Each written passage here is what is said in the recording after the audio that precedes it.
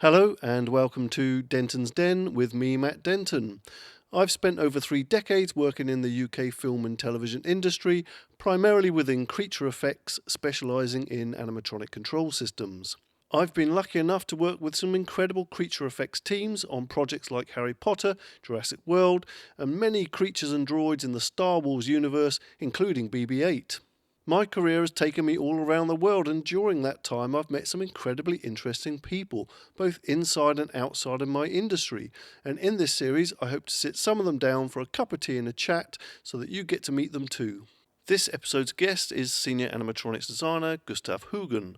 Gustav has been working in the film industry since 1998, and I've had the pleasure of working on some incredible animatronic creations with him. Most notable for me would be Argus Panux, aka Six Eyes, a character created for Solo, a Star Wars story. How's that feel? Very good. Good level? Good level. Gustav Hoegen, Matt Denton. thanks for coming in, My pleasure. joining me in whatever this is. As of the point of this recording, I still have no idea what to call it. I like man cave, they, them. The man cave, they, them. Yes, I have a sign on my door which has it says man cave, but I added the WO, so woo plus man, woman, and they them cave. Progressive. Down with the kids, exactly. So Gustav, we've been working together for quite a while now. I know we've done a lot of work over the last decade on Star Wars, but do you remember where we met first? First time we met was at a industry party. Was it? Guy Stevens' birthday. That was 2005. Right. And I've already heard from you through Neil Gorton. Yeah. When I worked this, you should, team up with Matt one day. He's really very clever and, you would work well together. Yeah. But then the first time we properly worked together was Prometheus. I remember Guy's birthday. Now it was in London somewhere, wasn't it? In the pub. Yeah. Fantastic. I heard a lot about you. Yeah. Through Neil Gorton. Good to know. Mainly, yeah. And then we didn't see each other for a long time. Yeah. And then I think Prometheus was the first time we were permanently based in a workshop and we're closely working together. Prometheus was a first for me for working for Neil Scanlon as well. So I'd obviously heard of him through the industry. When I got to Jim Henson's Creature Shop, Neil Scanlon, who was one of the supervisors there, had already left and gone off and formed his own company. Yeah. So I never actually met him whilst I was at Jim Henson's. Prometheus, I think, was 2012. I think. Does that sound about right? I started 2010, 2010? And then it moved into 2011. Yeah, believe it or not. So, okay, 2010, 2011 was it? That's when we were doing. Okay, I'm a year out then. I know it was during whilst I was making the Mantis. Yeah. Which I started in 2009. Yes. And Josh gave me a call and was like, we're doing Prometheus, Neil Scanlon, do you want to come and do some stuff? So I only did probably 6-7 weeks on it, something like that. As people might have guessed by your name, Hoegen, you're obviously not, it's not a British name, it's from you grew up in Amsterdam, right? I was born in Paris. Born in Paris? I see, learning something. I know, because my parents at the time worked there. Yeah. But then they decided to move back to Amsterdam, mainly for me to have a more slightly friendlier environment to grow up in. Yeah. Because Paris is like London, it's a big city. And I wasn't particularly happy there. Right. And then we moved to Amsterdam and I think a lot of things improved. Yeah. It was just a great city to grow up in. Mm-hmm. It's very compact. You can do everything on your bike. Yeah. And I have a lot of fond memories from it, so I'm glad they moved back. But your parents were from the Netherlands originally? Yeah, they were both 100% from the Netherlands. Yes, okay. Yes. Yeah. It's just their job took them there, and they studied in Amsterdam, very quickly decided to go to Paris to try their luck in the fashion industry. Yeah. And I should have said, actually, from the start, I should point out that it's hard to say, actually, but you are a animatronic designer. Yeah. Senior key, which is I don't know whatever grade it is. I don't really put a lot of worth in the titles, but I would animatronic designer. I would say senior. You're amazing. You're an excellent animatronic designer. You don't work with us as much anymore. You've gone off and set up your own thing, and you're working from your own workshop and what have you. But mostly building animatronic heads, and that's how we end up working together. You build them, and I get to plug them in and make them, bring them to life, and what have you. I'm always trying to find out how people ended up doing this. So, like from an early age, did you think I want to work in the film industry, and did you know you wanted to do animatronics or special effects? 100%. I think it started. The spark got ignited when I was 5 or 6, and my dad took me to Return of the Jedi. Yeah. And that was really the start of everything, really. I was always interested in drawing, creating stuff with my hands, and then seeing that people could make something so realistic Yeah. with their hands Yes. was extremely intriguing to me. And it was not specifically the technical side. I was more interested in design, more the artistic side of it, because I was never very technical, Really? funny enough. Yeah. So by default, I ended up in animatronics. But Right. my main ambition was to do either prosthetics, sculpting, artwork. So you're quite good at drawing, are you? I thought I was, but then Oh. then you come into the industry, and that really sort of puts you straight. It sort of divides the men from the boys, so to speak. So obviously in school you draw quite well, and everybody says, "Oh, you're really good at that." But then you start applying for jobs, and then you very, very quickly realize that you're just not up to scratch. So that was, I think I struggled with that for months when I just came to London and did, went around the studios and showed my portfolio, and people are just very honest. They have to employ somebody that they can actually use, and that's talent. And they say, well, your model making is up to scratch, but you really have to work on your artwork. Right. And that really hit me hard, and I think that discouraged me from pursuing it, which is really a real shame.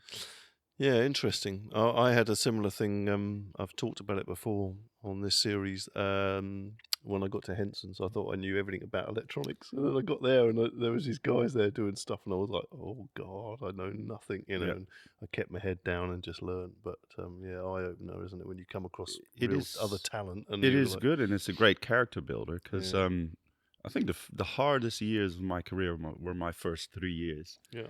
This is that nobody's waiting for you. You literally have to beg for a job. Yeah. Thank God I got hired at RTEM, but it wasn't very much appreciated by the full-time staff, I believe, because it was a very quiet period, and I basically said, I'll do anything. I'll sweep the floor, just please. I don't want to. So how do we get to that point now? So you've come out of school, and what did you do? A college course or something in Amsterdam? Well, or came to England? I knew what I wanted to do, but in Holland there's just no opportunity. No, I was wondering that if there's. It seems so remote, this industry, because they do make films in Holland, but it doesn't involve any big special effects or animatronics. Very rarely, I would say. Yes. So it seemed like a world away. So by chance, actually, my dad knows a producer from Canada, and she said, well, maybe you should try the UK. There's a thriving film industry. And I was like, well, UK, surely it's all done in Hollywood. Yeah. So to sort of, acclimatize to this country, I went to Bournemouth and Poole, the college. Oh, yeah. And I think I did, well, it was a national diploma. Yeah. That's what we call it, yeah. Yes, yeah. So it's 2 years, and very quickly I was like, well, I'd like to try and work in London. So I did a full year, and then the year after, I just started to do work experience, and I felt I learned much more. So maybe that year was 6 months in college, 6 months work experience. What were you doing at college? So what was the course? Model making, 3D design and model making. Oh, okay. Yep. In Bournemouth? Yes, in Bournemouth, yeah, because I felt that could be the way in, but I was completely blown away already by what they did. It's exact. I never really found my place in Holland. I always felt a bit of an outsider because I had nothing I could relate to. But then when I came there, I was like, oh my God, these are my people, so to speak. And this is my environment. So it was just, for my self-confidence, it was really good. Yeah. And I think my dad knew as well. It's like, it would be good for him to do it because I think as a kid, I was quite lethargic. And if it wouldn't have been for making the jump, going to England, I might have been in Holland working in an office or who knows. So that was a very crucial decision. You know, so there's points in your life that you decide, as scary as it is, because I was petrified, especially after college, because it was quite safe. Yes. But then the choice came. I had no money. I said, right, what do? I either go to London, try my luck, or I go back to Holland, and all of this is for nothing. So I was like, right. It was scary as hell, but I decided to go to London. Yeah. You know, you have to put yourself in uncomfortable situations to progress. And I sort of knew that, regardless of how scary it was. So I had a lot of sleepless nights before, when college started to come to an end. But I'm glad I did it. But I have to say the first 3 years were very tough. So did you, when you moved to London looking for work at in the film industry, did you have to take on other jobs to start with, or you weren't being like a barman on the side or anything? I was just really lucky that Really? I basically did work experience at Artem, and then Right. very cheekily, that's good about being young because Yeah. what's the right phrasing? You're a bit naive, Oh, say, yeah. and you will Yeah. just ask silly Totally. questions Yeah. like, "Oh, can I work here afterwards?" Yeah. And after a lot of begging, they said, "Well, all right then, maybe just to, shut me up." They said, "All right, you can do work experience after college." But then it was the end of college, and I phoned them up. I said, "Right, I'm done. Mm. Can I come then?" And they said, "What do you mean? What are you talking about?" And then I had the worst sinking feeling. I said, "Oh God, I thought we agreed that I could do work experience." And then finally they gave in and said, "All right, then, find a bench and we'll just give you odd jobs here and there." And I did, just sand down stuff and didn't sweep the floor now and again, just do. And then They were paying you though, right? very little. Yeah. very little, like literally the wage I was on for work experience, which was Yeah. now in London you wouldn't even survive a week No. on that now. Yeah. So, but I was just very grateful to get a foot in the door, Mm. and it's exactly what I needed because I went everywhere, Pinewood, everywhere.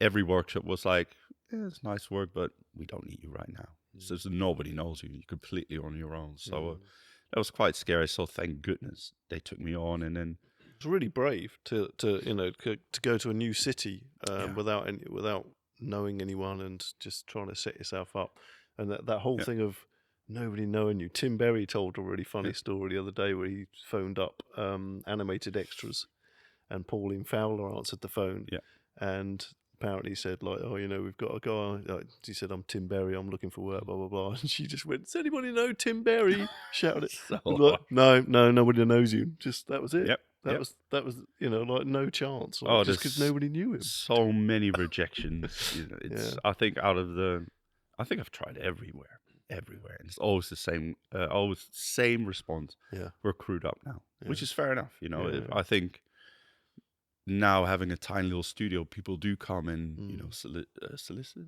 for work. Yeah. And unfortunately, you have to turn them down. It's just the way it is. But at least now there are much better courses tailored towards prosthetics and animatronics and all that kind of thing.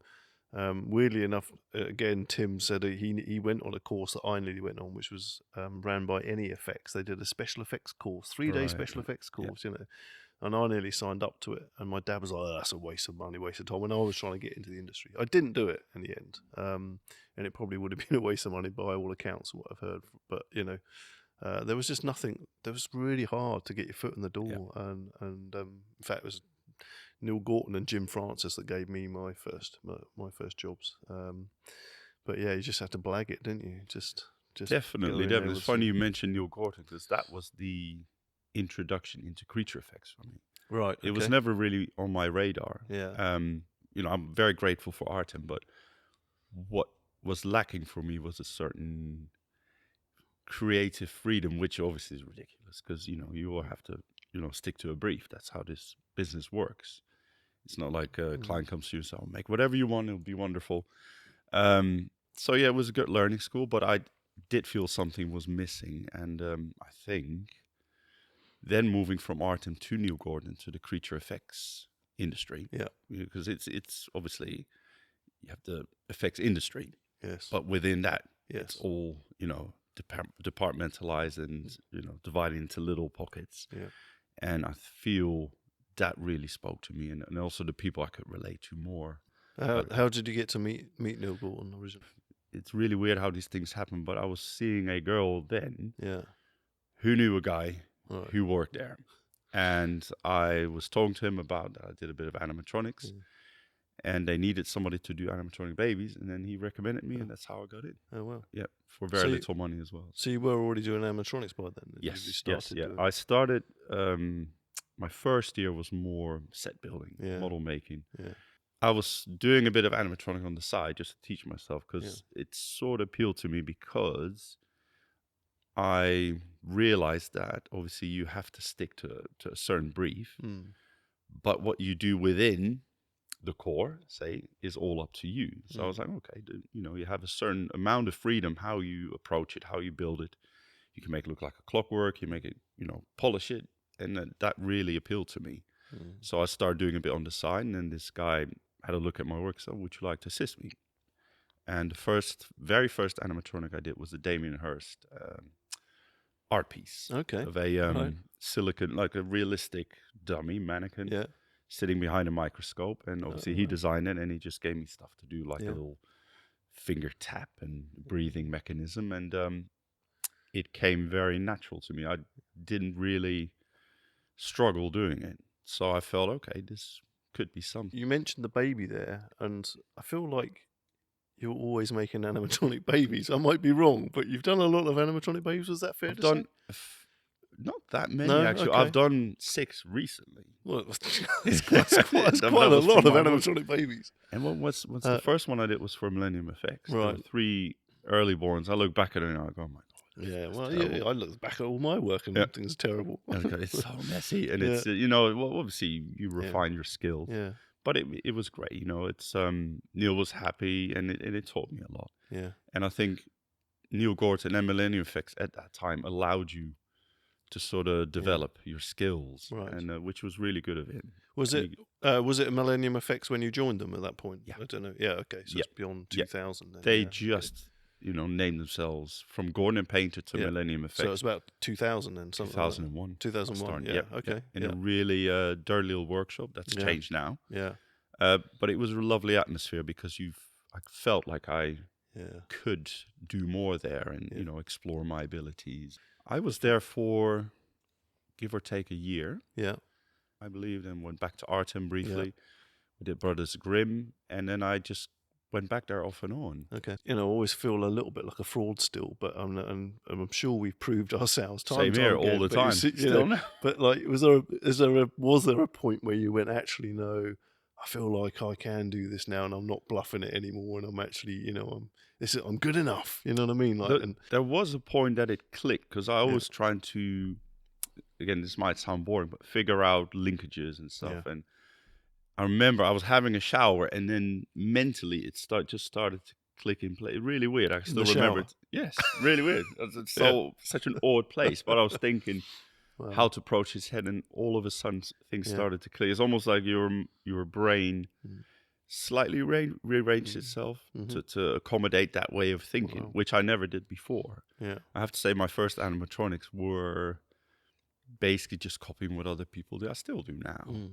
2003, and I was working on Brothers Grimm, seeing a lot of very good animatronics people, and then all these influences sort of started to manifest in my head, if I can say it that way.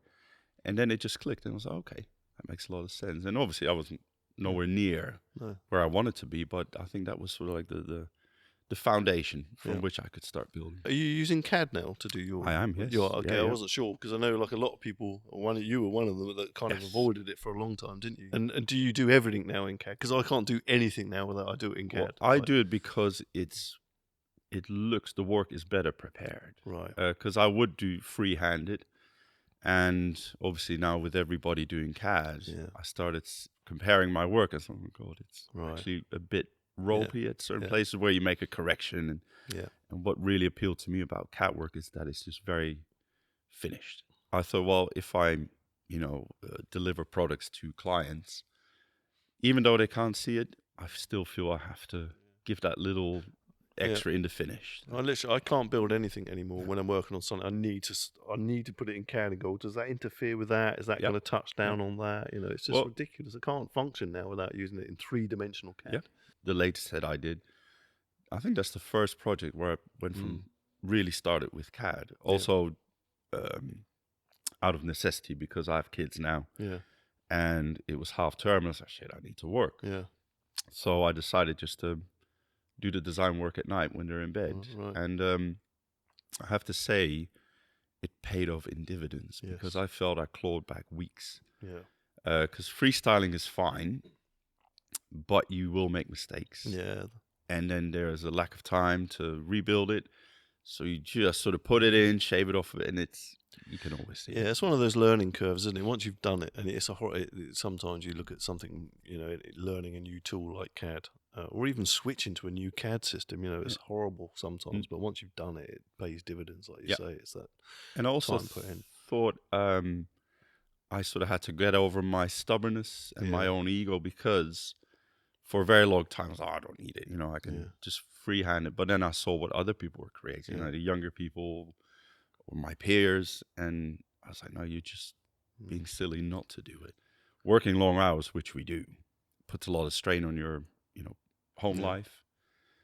And then seeing how quickly people would work using Yes. CAD and CNC, I was like, wow, this is ridiculous, and I'm not Yeah. even considering it. Have you embraced 3D printing now? Or are you still mostly CNC cut and everything? I'm starting to embrace it. I have a lot to learn still Right. when it comes to that. So I have other people. Yes. I sub it basically. Yeah. to other Okay. people, But the you are 3D using 3D printing Yes, techniques. yeah, Yeah. yeah. Okay. And I think the possibilities are endless. I was showing you some stuff a minute ago in the studio that had come off of some of my Bamboo Lab machines, and it's the quality now, and Yeah. is incredible. Yeah. And that's just that's changed in the last few years. And the materials are getting better and better. What you can do at home is getting better and better. So I don't think you've missed anything really. It's still it's like the Wild West still. 3D printing, it changes rapidly. Yeah. So yeah. Well, for me, it's pure necessity as Yes. well. Yeah. Just to become more efficient. Yes. That's the main Exactly. thing. Yes. Yeah. Just I design something, I'll 3D print, I'll send it to the printer, and literally mid-print, I'll probably have gone, oh no, that's wrong. I'm going to just stop it and start it again. Do you know what I mean? And just keep iterating really fast. Yep. And having it right there to try. Even if you have to send that out and get it metal printed, you can print it in a plastic at home. Yep. See if it fits, see if it works, and then send it away to have it professionally 3D printed in a metal or whatever it is. You know what I mean? It's just a really nice way to work. It's very good to apply it to the more figurative stuff as well, like sculpting. Yes. So I did an art piece, and Martin Rezart, brilliant sculptor. Yes. Amazing. Basically, it was a mannequin of a woman sitting down. Yep. You would have, if we would have done it physically, the changes would take days, and Martin would just, an hour later, it would have been done. Yeah.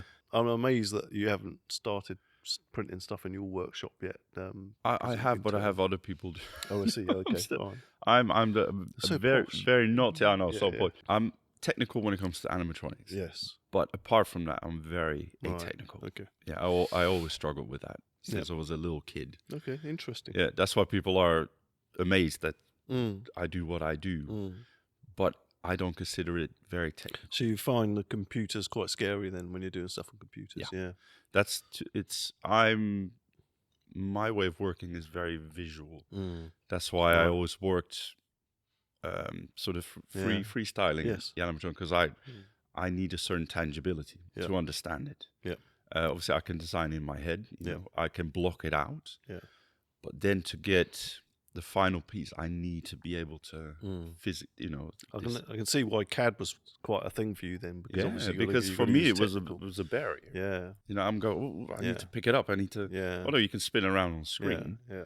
So it was a good learning process for myself, and Right. then also it's also you just get stuck in something that you're comfortable with. Yeah. You're here today in my workshop because you've actually brought work. We actually did some work. Yes, proper we work. did. It's can we talk about that animatronic head? Is that Sure. okay? Yeah. It's for a glasses, spectacle Right. company. Yeah. And they basically produce all types of glasses, and this particular head is to test lenses. Right. So they put a pair of spectacles on, put it in front of it. I don't know the ins and outs, to be honest. They put it in front of a scanner, and they just register the movement of the eyes. Right. But you're doing more of that work now. So like you do a lot of film work, obviously, but you actually do quite a lot of tech institute type stuff as well. You think you're making a baby for someone as well? Well, the next job is for an Italian university, and I already made one version. It's a androgynous child, a 12-year-old, and they use that to study the cognitive behavior in people with Alzheimer. Oh. Again, I don't know the ins and outs, and they're so specific in their research, but that's basically the broad. Yeah. Well, that's the basic idea Yeah. behind it. Fascinating. So I'm doing an upgraded version for that. I do the occasional film, low budget film, but I haven't really broken through to bigger productions. Right. That seems to be sort of cornered by the Yeah. usual suspects. But would you really want to? Because you got to, you've got to scale up so much. Because I'm very prone to stress. Yeah. If I can say. Yeah. You know, I know I have some people have a very high bar when it comes to dealing with pressure. I've seen you get quite stressed. Yes, and I know that from myself. You know, I'm still learning to get that under control. But it's the smallest things that can set me off. Right. So I don't think it would be the healthiest environments for me to be in to run big jobs. That's good. Yeah. So I realized that from myself. So it's good to take little baby steps and see what I can handle, what I can't. And even the low budget films are very stressful. Yeah. But it's all in my own head. I create. No, I think the film industry is quite stressful. You know, there's a lot of it feels like it's life and death a lot of the time on set, doesn't it? Because of the money involved. Yes. You know, I remember Josh and I, who did BB-8, looked after BB-8 on set, and we never, very rarely, I don't think we ever stopped the camera for anything. You know, not even a battery change. We were on it. Yeah. You know, we had 7 BB-8s to look after, and there was one time where one of them stopped working, and so we were like, do we fix it? Try and fix it quick. You've got to judge how much time you're on set do you actually spend trying to fix it, or do you get the spare out? What's faster, you know? We'd literally been like about 3 minutes just looking inside to see if we could figure out what was going on. And Tommy Gormley was like, $2,000 a minute, Matt, or something like that. You know, it's like, come on, that's not helping, is it? Do you know what I mean? Like, and actually, I can't remember what happened in the end, but we got another one running, we got that one running, or we got the other one out and got it running, and the camera was still changing film, whatever. You know, like, hang on a minute, they weren't even ready for us, but like, because it was us, it's like they're on you straight away. Oh, that's my biggest fear. Yeah. That's why because you don't really go on set, do you? I'm petrified. I'm better now because I have to when I get my own jobs in. I've been to Lithuania recently, which was actually a really pleasant experience. So it sort of helped me get over that fear a little bit, but I was still very nervous. Yeah. But they were a very calm crew. I think maybe it's because they're Scandinavian. But the way they approached it said, well, if anything goes wrong, we'll shoot something else. We'll give you the time. Right. We won't be shouting.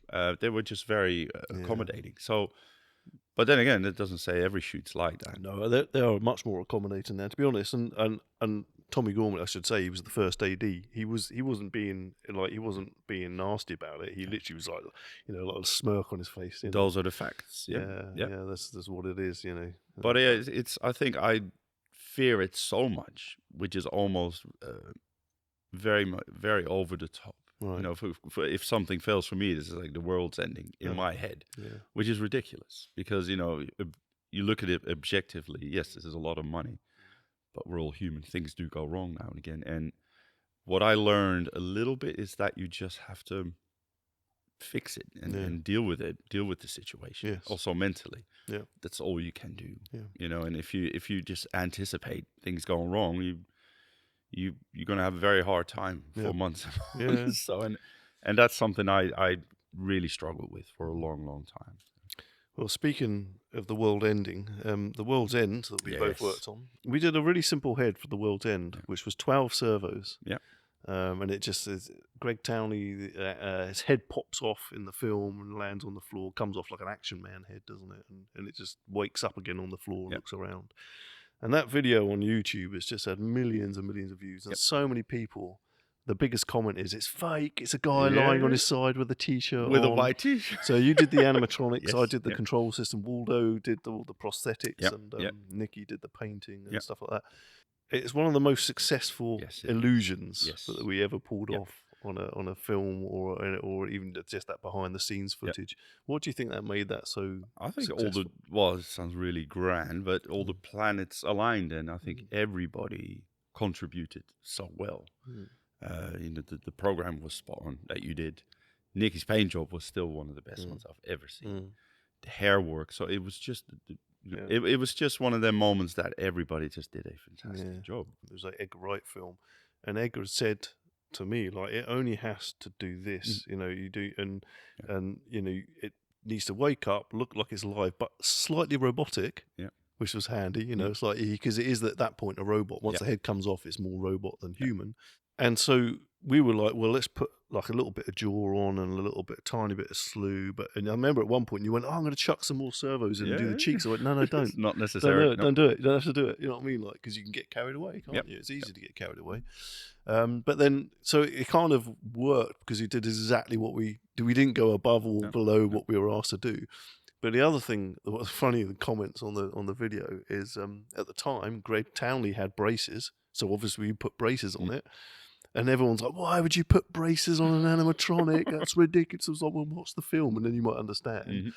And then also, obviously, when it was laying down on its side, we would spritz it with water. And people were like, it's sweating. It can't be real. So you just spritz it with some water. Do you know what I mean? Like, it's really... I just don't understand why people think everything nowadays is fake. Fake, it's CG, or it's... Yeah, they were slightly aggressive as well. Really? For no reason. Really aggressive. It went on for months and months of really aggressive comments on it. That head's done a lot as well. It's the one they always refer back to when they approach you or myself, because our names are attached to it. Yes. Or Waldo as well. It's got a lot of interest through that just one head. Yeah. Which we built very quickly. Yeah. It was 3 weeks for the animatronics. It just was there. Yeah. It was almost effortless, which is rare. The best compliment I ever got on that head was I met one of my heroes, Phil Tippett. Yeah. And went to his workshop. And he took me out for dinner with some of his crew, and we sat around the table. We were talking film and animatronic. He went, "Oh, did you ever see this video?" And someone got their phone out and showed me that video, and I was like, "Yeah, I know that video." And I was like, "Yeah, it might have had something to do with it," So that was really nice because they were all blown away by it. That's the biggest compliment ever. Yes, that for me means the most. It's the people you grew up with and admire. That's the books. You see him in books. Same with Howard Berger. Yes, he also commented on, I think it was the Prometheus head. Yes. For me, that means that's the best compliment from your peers, and especially somebody as established as they are. Yeah, that Prometheus head got a lot of interest, didn't it? I think that actually wasn't that showreel what got you a phone call from JJ or Tommy. It's from a Lucasfilm assistant. Yeah, and it was on my. But I don't know if it's still like I'm not on Facebook anymore. But you have two inboxes. Yeah, one that you can directly see, and then one that's almost like a spam. Really weird. And I found it on there. Yeah, and then it was basically a message from an assistant working at Lucasfilm. I think assistant to Tommy Harper, probably. Tommy Harper. That's it. Yes. Yeah.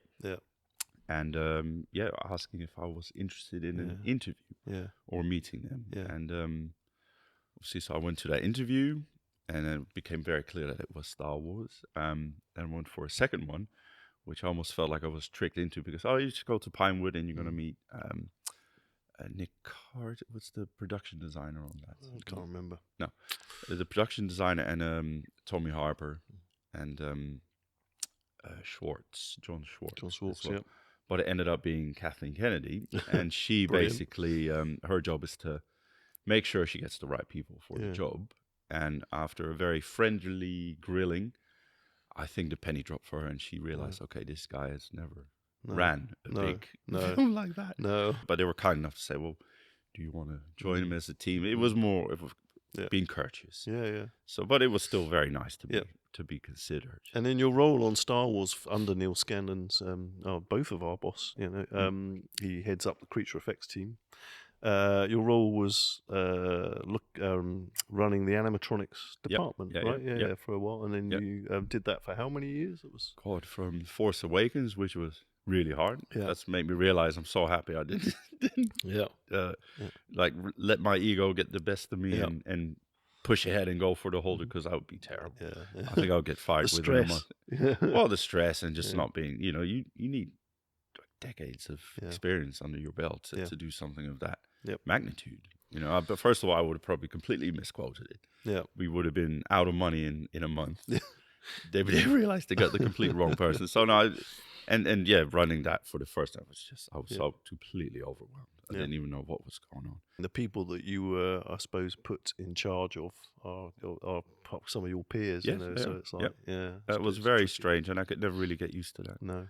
I always got nervous asking for something to be done, or etc. etc. I don't know. Some people are very good at that. I really struggle with that. Yeah. I feel, To you, what's the most impressive animatronic model you've ever seen that you haven't done? So most impressive. yeah, I mean, is there anything that stood out to you that we went, oh, I wish I'd have made that? You know what I mean? Like, I think the T-Rex for Jurassic Park. Yeah, the first the one. original T-Rex. I just still can't believe how they did that. Yeah. I know it was. Well, they barely didn't, did they? No, they didn't. I know you don't hear all the No, the problems they had, but when I saw it, Jesus Christ, it's Yeah. unbelievable. Yeah, And then the Walking with Dinosaur, yeah. and they do in Oh, Australia. that was good. That was I'm good. just very impressed by big things. Just came up on my feed the other day with a little remote control sledge underneath on it with the legs that moved. It looks effortlessly light, and it is light, but it looks right scale and heavy. You know what I mean? Like it's so fluid. It's brilliant. Yeah, really. And nice. I really admire obviously Mark Satrakian's work. He's amazing, just isn't incredible. He? Yeah. I was fortunate enough to meet him when we were in LA at one point. Yeah. And the Jurassic Park thing for me, the most I always use that as an example of a great combination of animatronics and visual effects, computer effects. Still stands out today. Because like you pick and choose your battles with animatronic, and they knew they couldn't do a running T-Rex in animatronics, but they could build a full-size one with dilating pupils and stuff, which they could come down to the car and then cut wide, and it's CG. And I remember going to the cinema going, I know the dinosaurs CG, but how did they get it interacting with the car? Yeah. I didn't know the car was CG as well. Do you know what I mean? That was the level that I was like, Yeah. oh, of course the car was CG. When it cut back and forth, and just kept you confused because you never know whether you're looking at animatronic or CG. And I suppose it's dark, it's raining. They had some stuff on their side with that. So it's amazing to think that was the early 90s. Yeah, it's insane. They just pioneered that technique. It's unbelievable. Yeah. And what stands out as well is it's a bit more obscure, but it's the Robocop 2, the torso. They go, yes, I love yeah. I wish that would be my dream project, making something like that. Oh, interesting. Like half a torso. Yeah, it's fantastic. I haven't seen that for a long time. I'm gonna have to watch that. Obviously, Rob Bottin is big inspiration. Yeah. Although doesn't do animatronics, but I love his work. Something you said to me earlier on when we were having a cup of tea. You used to like sci-fi, but now as you've gotten older, you've kind of gone off it a bit. It was all you used to watch, I think is what you were saying. Well, I watch very reality-based series or programs. Okay. The more real, the more it appeals to me. I see. And which is a complete 180 turn. From documentaries and stuff like that? Like, anything. Yeah. Like well-crafted documentaries or crime series or anything. Like even autobiographical series, anything that's steeped in reality. But not so much sci-fi. No. Apart from the classics. But I'm sure you go back to the classics like Robocop is fantastic because Predator. It feels... Predator. Predator's amazing because it feels real. Yeah. It's obviously there's no monsters like that. No. But something like Robocop could happen. Yeah. And it's just such a well-crafted movie. Well, it's getting close to it now as well. I see I saw another humanoid robot by Unitree. They make really good dogs as well. Dog robot. It's unbelievable. I'll find the clip for you later on. Like, it's the most fluid walking I've ever seen. It's unreal. Yeah, it's very humbling seeing that. We were talking about imposter syndrome. When I see that, I go, God, nowhere close to that. I know. You see people doing actual robotics. Yes. I know. We make rubber monsters and stuff. So. And I know they have a lot of money, but still, it's very skillful. I know. It's incredible. So I've got a series of questions for you here. Favorite movie character of all time? Favorite movie character? There's a few. I'd say Robocop is one of my favorites. Robocop, that's a really good choice. Mine was like Indiana Jones. Okay, like that kind of thing. Following on, which character would you most like to play in a film? Wow. Tony Montana, Yeah? Scarface.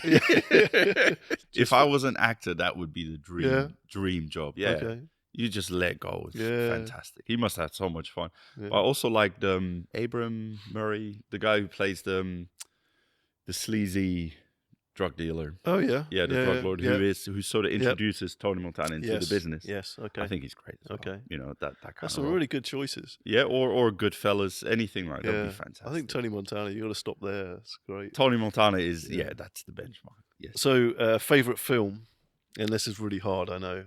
Wow. are really hard. There's a few. I love Milos Forman's films. Amadeus. Yeah. One Flew Over the Cuckoo's Nest. Yeah, amazing. As films go, I can watch them over Yeah. and over. Well, that's a very good point, because my next question is, if you're on a desert island, you can take one film with you. It's like having one song you can listen to. Yeah, I think I it's know. like you'll Just go destroy nuts. I'd say RoboCop. RoboCop. Yeah. Yeah, great choice.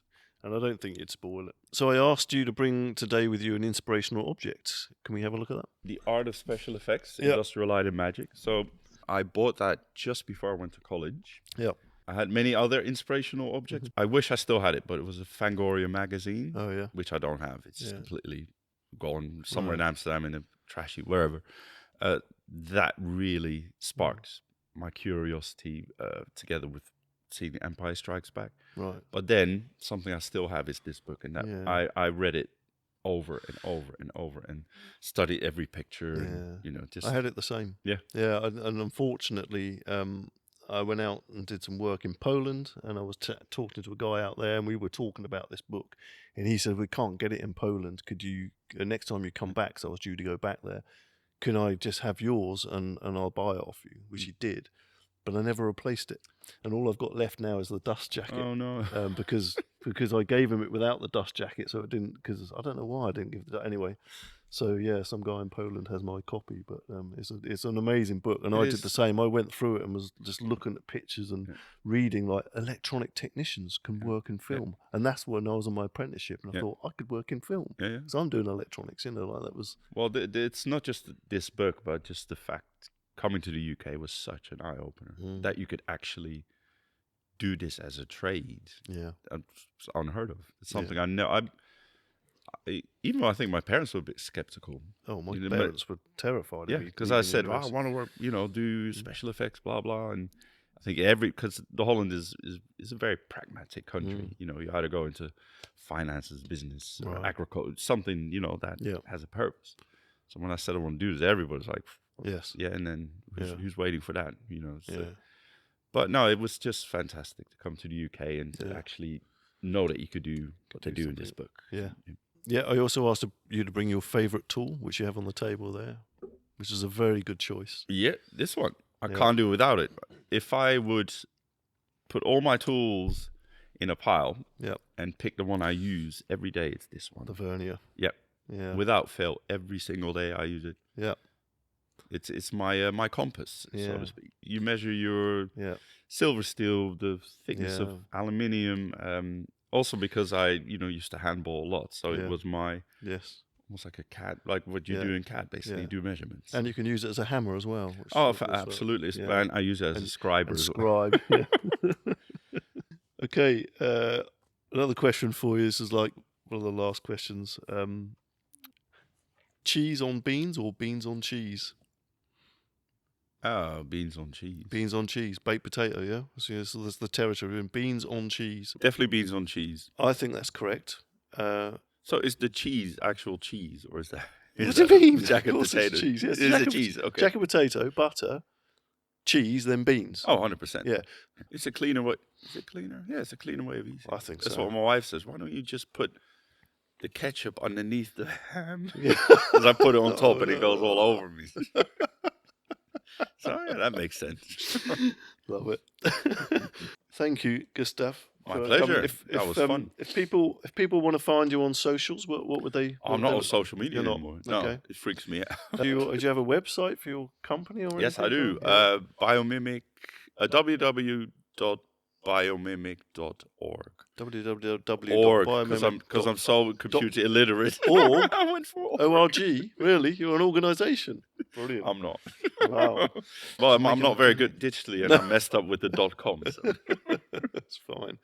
There's one last thing you need to do is to grab one of these dice. Yeah. And roll one here for me and see what you come up with. 2. There's been no expense paid, but for your little trip to Devon, you get a little fridge magnet. There you go. You got the good one. This is the one I wanted, the VW vans. Very nice. But you don't get to choose, you just get to have it. So that'll go in my fridge for sure. Thank you very much. Amazing. Thank you. Thanks, Gustav. My pleasure. That was fun. That was really good. Good. Thank you very much. I feel like I should do it to you now. Yeah, you probably should. If you've enjoyed this video podcast, then please do remember to like, share, subscribe, and leave your comments and feedback. I'll leave further information on this episode's guest in the description section, along with the links to their social media. Bye for now.